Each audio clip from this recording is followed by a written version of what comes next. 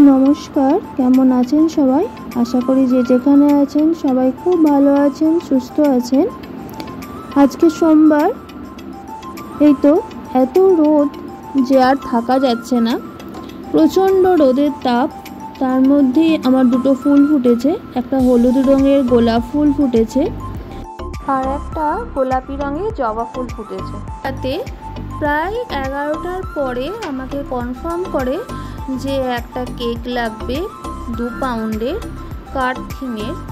তো সেই জন্য সকালে উঠে বরকে রান্না করে দিয়ে ও যখন অফিস বেরিয়ে গেছে, সমস্ত কাজ ফেলে রেখে আমি আগে বেসটা বসানোর জন্য তড়িঘড়ি করে রেডি হচ্ছিলাম। এই তো কেকটা রেডি করছিলাম।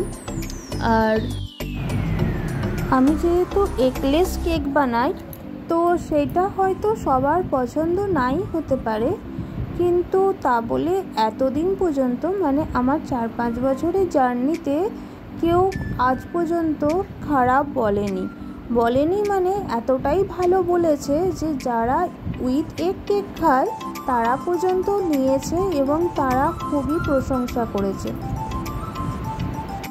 কিন্তু এনার নাকি কোনো কিছুই আমার পছন্দ হয়নি, মানে এতটা নাকি বাজে ছিল যে ওনার ফ্যামিলি কোনো দিন এত বাজে কেক খায়নি।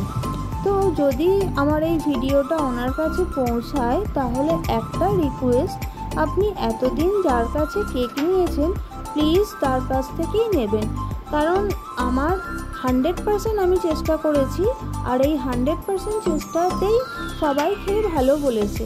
কিন্তু আপনার যদি খারাপ লাগে সেটা আমি কি করব বলুন, কিছু তো করার নেই। এই তো সকাল থেকে উঠে ব্যস্ততার মাঝে যদি অর্ডার পাই আমি চেষ্টা করি সেটা 100% কেন 200% ভাবেই চেষ্টা করি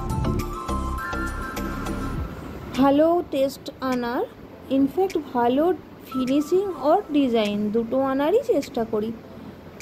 তো দেখা যাক কি হয়। এই তো সারাদিনের ওয়াশিং মেশিনে কাপড়গুলোকে দিয়ে দিয়েছিলাম, কারণ তার আগের দিন এসেছি।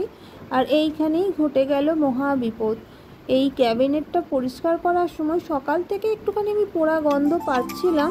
আমি ভাবলাম ওপরে সুইচটা হয়েছে, এই যে দেখতে পাচ্ছেন নিচেতে কেমন কারেন্টের থেকে আগুন বেরোচ্ছিল শর্ট সার্কিট হয়ে। ভাগ্যিস তখন প্লাস্টিকের একটা ছিল, তো ওইটা দিয়ে কোনো রকমে বন্ধ করেছি। তারপরে এই তো বার করে নিয়েছি স্পঞ্জটা, ভেতরের স্পঞ্জটা চকলেট ফ্লেভার বলেছিল। কিন্তু আমাদের হোম বেকার যারা, আমরা সবসময় চেষ্টা করি কিছুটা এক্সট্রা করার বা কিছুটা এক্সট্রা দিয়ে দেওয়ার, কারণ আমাকে যেহেতু 2 পাউন্ডের বলা হয়েছিল, আমার এটা প্রায় 2.5 পাউন্ডের কাছাকাছি হয়ে গিয়েছিল, নাহলে এটা অ্যাডজাস্ট হচ্ছিল না। তো এই তো চান করে কাপড় জামা মেলছি, মেলা হয়ে গেলে আবার খেয়ে দিয়ে বসে গেছি। সারা দুপুর এই কাজ করেছি।